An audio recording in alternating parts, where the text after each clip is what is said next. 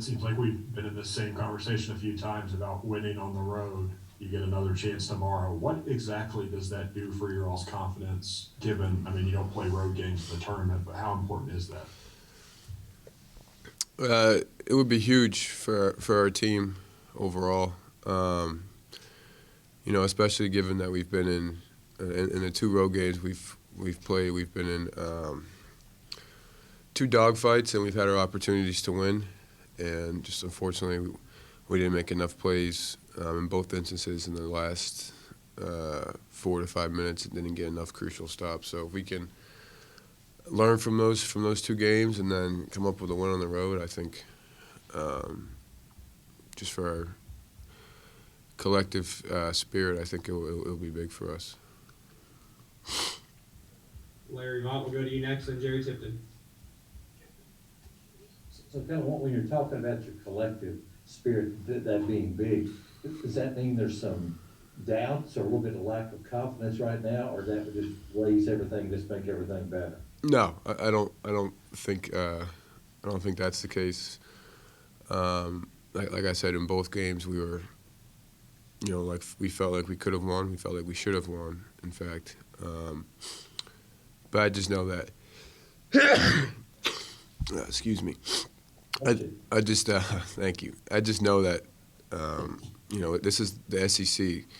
It's probably the best league in the country, and every game is a tough game. And as we've seen throughout the league already so far, there have been games where teams you don't expect to beat certain teams have beaten teams.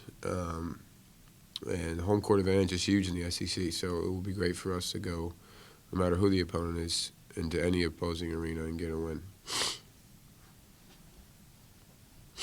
Jerry Tipton, you got next, and Keith Taylor.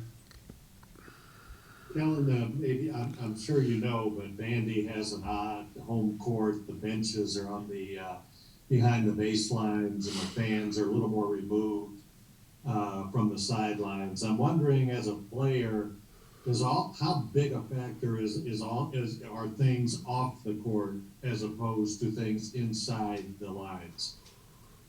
I've played at Vanderbilt. I played there my junior year, so I got a taste of that. I mean, it's definitely a little bit different than the typical arena we play in, but at the end of the day, the game and everything is going to be decided between the lines. Thanks. Keith Taylor, you got next. Kellan, I know the other night you guys played with Tata at the point guard. How important is that moving forward to know that you have somebody else besides Xavier that can run the point in a pinch? It was huge for us. I mean, Tata's he's a point guard, combo guard, and he's played the point when Xavier is out of the game most of this season, and we all knew he was plenty capable. And then you guys saw how awesome he was and what he demonstrated out there. So it's just an added luxury for us to have. John Hale, circle back to you, and then Jerry again. Oh, and speaking of Ty, we talk about even when he has big games, sometimes it's kind of quiet. You don't realize how much he's doing out there. How rare is it for a young guy, especially, to be able to be that efficient and not go out and have to take a bunch of shots to impact the game? I mean, it's huge. I think Cal called him a silent assassin not too long ago. But for example, I had no idea he even had 10 assists. I looked up at the end of 4-minute media timeout, and I think there was 15 assists next to his name. But he just repeatedly makes the right play, the easy play, and it almost just goes unnoticed, and you don't necessarily realize the impact he's having on the game. But he was just fantastic. That was one of the best performances I've seen, and I've been in college for a while. Jerry Tipton, back to you, and then Larry. Yeah, Kellan, I wonder what sort of challenge does Scottie Pippen present, do you think, for you guys, for your point guards, the whole thing? I mean, he's a good player. I've played against him. This will be my third year in a row. We played Vanderbilt my junior and senior year at Davidson, and so I'm a bit familiar. He's pretty versatile. He's got a lot of stuff to his game, but we'll prepare for him like we prepare for any other elite guard, and we'll have a game plan to hopefully limit his effectiveness.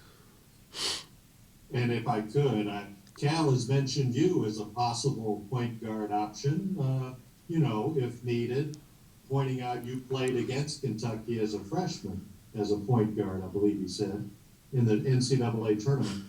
It's been a while. How comfortable would you be as a point guard? Well, most recently, I played point guard last year for Davidson. That's the position I started at. It was a much different offense, and the responsibilities were different. But I'm capable, and I'd be ready if that's what I was asked to do or called upon. Thanks. Yep. Vermont? Kellan, now that you've played 15 games with Oscar, is there anything he does anymore that surprises you? Is it almost easy just to take that he's going to get 80% of the rebounds for granted? I expect, it's crazy to say out loud, but I expect him to get 15 to 20 rebounds every game. And it seems like 98% of the time he does exactly that. He's running the floor. He's awesome in pick and roll because he draws attention. We're able to post him. He's just been he's been a first-team All-American caliber player this year for us. Does he ever have a bad day? I mean, it seems like he's always smiling and happy. But have you all seen, does he have bad days? Not that I've been, not that I've witnessed. I mean, I'm sure naturally he has, but no, Oscar is always in a great mood. He lifts your spirits. He's really one of my favorite people that I've ever met. So, Oscar's awesome.